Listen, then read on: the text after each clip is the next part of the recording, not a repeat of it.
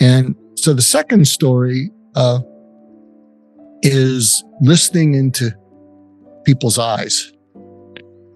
And I was called, as a resident, I was paged to go see who someone will call Mr. Smith.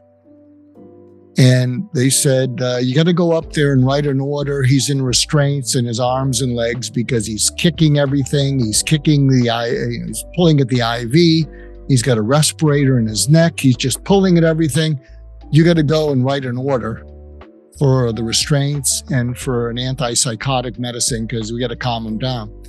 And I go there and there's Mr. Smith and he's tied down and his eyes are as big as saucers and he can't speak because he has a respirator tube in his throat and he's screaming at me through his eyes and he's going, And I said, what is it? And he goes, And they said, he's just psychotic. And I put a pencil in his hand, which was tied down, and he scribbled something. And I thought, well, maybe the other doctors are right. Maybe he's just psychotic because I was just seeing this terror in his eyes. And I said, we had to put your arms and legs down because you were pulling out the IV, you were pulling at the respirator, you were kicking, and I'm giving you something to calm you down. And when you calm down, we'll take everything off.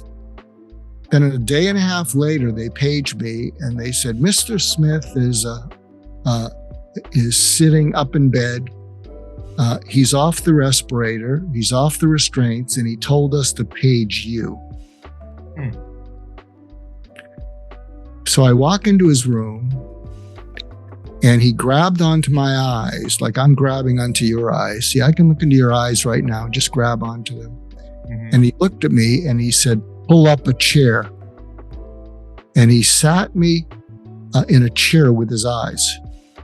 And he wouldn't let go of my eyes. He said to me, what I was trying to tell you yesterday is that a piece of the respirator tubing had broken off and was stuck in my throat. And you do know that I will kill myself before I go through that again.